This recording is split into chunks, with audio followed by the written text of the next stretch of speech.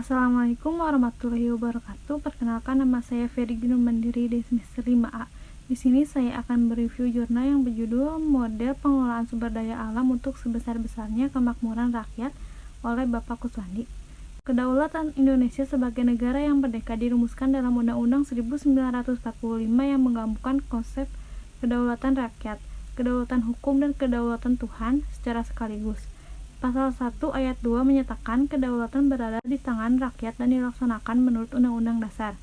Ketentuan ini mencerminkan bahwa Undang-Undang 1945 menganut kedaulatan rakyat atau demokrasi yang berlandaskan Undang-Undang Dasar atau konstitusional demokrasi. Sedangkan pasal 1 ayat 3 menegaskan negara Indonesia adalah negara hukum. Inilah yang dimaksud dengan paham kedaulatan hukum yang pada pokoknya menganut prinsip supremasi hukum. Namun bersamaan dengan itu, gagasan kedaulatan Tuhan juga diakui dalam Undang-Undang 1945. Pertama, pembukaan Undang-Undang 1945 mengakui bahwa perjuangan kemerdekaan Indonesia dapat berhasil atas berkat rahmat Allah yang Maha Kuasa. Kedua, pembukaan Undang-Undang 1945 juga menyatakan bahwa kemerdekaan negara Republik Indonesia yang berkedaulatan rakyat berdasarkan ketuhanan yang Maha Esa. Ketiga, pasal 9 ayat 1 dan 2 Undang-Undang 1945 menentukan bahwa sebelum memangku jabatannya setiap presiden dan atau wakil presiden diharuskan bersumpah atau berjanji dengan menyatakan demi Allah untuk sumpah. Menurut J.J. Rousseau, kekuasaan negara sebagai suatu badan atau organisasi rakyat bersumber dari hasil perjanjian masyarakat yang esensinya merupakan suatu bentuk kesatuan yang membela dan melindungi kekuasaan bersama, kekuasaan pribadi dan milik setiap individu.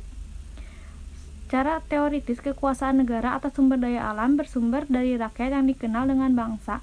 Negara dalam hal ini dipandang sebagai yang memiliki karakter sebagai suatu lembaga masyarakat umum, sehingga kepadanya diberikan wewenang atau kekuasaan untuk mengatur, mengurus, dan memelihara atau mengawasi pemanfaatan seluruh potensi sumber daya alam yang ada dalam wilayahnya secara intensif.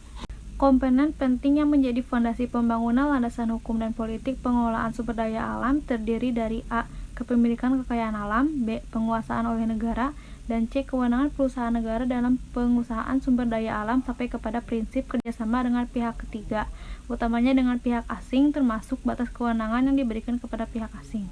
Kepemilikan kekayaan sumber daya alam tunduk pada pengaturan hukum pertambangan yang dikenal dengan kuasa mineral atau mineral rights, hak atas kuasa pertambangan atau mining rights, dan hak atas kuasa usaha pertambangan atau economy rights.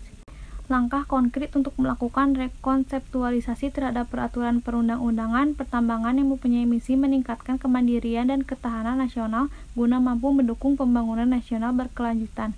Untuk mewujudkan misi tersebut, peraturan perundang-undangan pertambangan masa depan perlu ditopang 5 pilar, yakni 1. Pancasila, 2. Undang-Undang Dasar 1945, 3. Negara Kesatuan Republik Indonesia, 4. Politik keberpihakan pemerintah Republik Indonesia, 5. Memantapkan fungsi perusahaan negara. Sekian review dari saya. Wassalamualaikum warahmatullahi wabarakatuh.